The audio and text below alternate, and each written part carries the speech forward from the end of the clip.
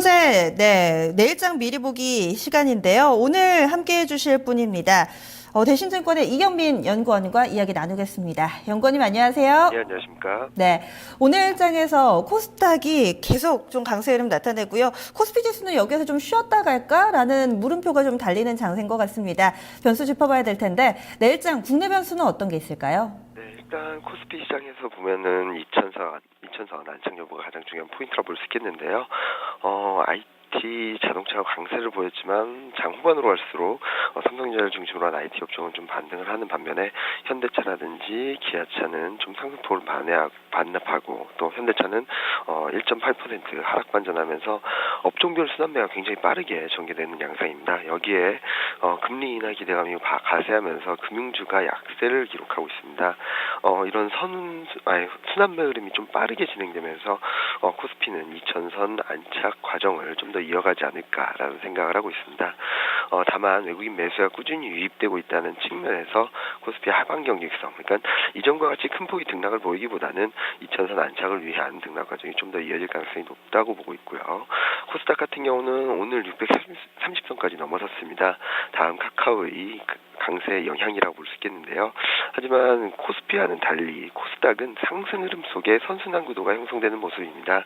그러니까 일단은 대형주 중에서 셀트리온과 다음 카카오가 서로 번갈아 가면서 상승을 해주고, 그리고 업종별 순환매도 IT, 제약 이런 업종들이 좀 강세를 꾸준히 이어가면서 630선을 돌파하는 모습을 보이고 있습니다.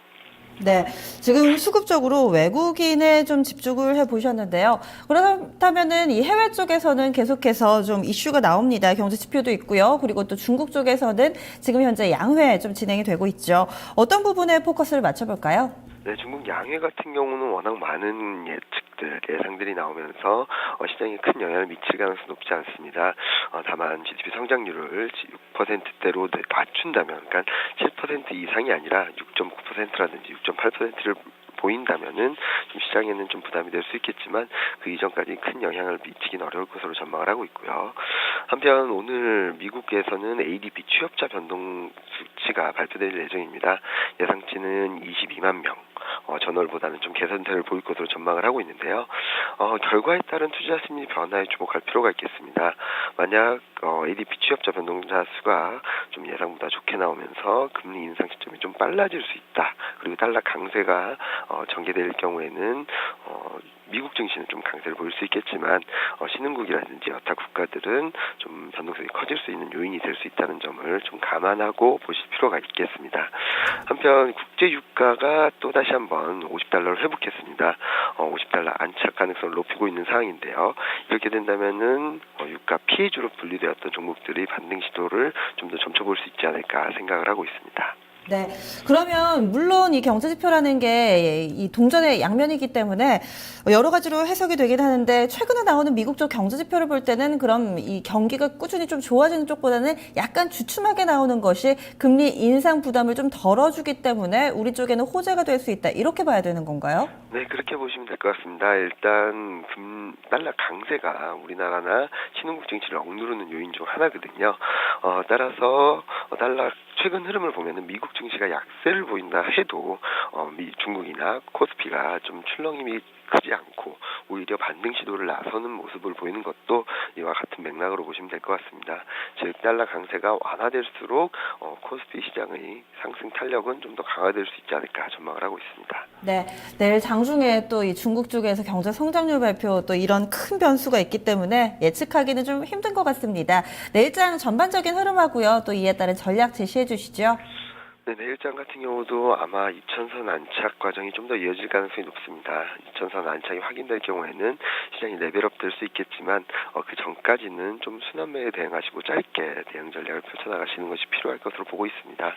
어제 강세를 보였던 현대차가 하루 만에 약세 반전을 하고 그동안 강한 흐름을 보였던 하이닉스도 오늘 3% 이상 빠지고 있습니다. 반면 네이버는 오늘 4% 이상 급등을 하고 있고요. 이런 빠른 순환 흐름 속에서 추격 매수를 하게 되면은 시장에서는 조금 힘든 시간을 거칠 수 있다는 측면에서 일단은 IT 자동차의 비중을 어느 정도 가져가는 한편 화학, 기계, 금융업종을 변동성이 커질 때 좀 매수하는 그런 전략을 펼쳐나가실 필요가 있겠고요. 코스닥 같은 경우는 업종 종목별 순환매가 좀 더 잘 그리고 우호적으로 시장을 상승을 이끌 만큼 잘 형성되고 있다는 측면에서 IT 부품주라든지 제약업종에 대한 관심을 꾸준히 가져가실 필요가 있겠습니다.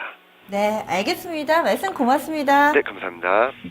내부적으로는 수급입니다. 외국인의 매수가 꾸준히 이어지는지 보셔야겠고요. 그리고 해외 변수, 내일 이 중국 쪽에서 경제 성장률 발표 있습니다. 이 부분에 포커스가 좀 맞춰지고 있습니다.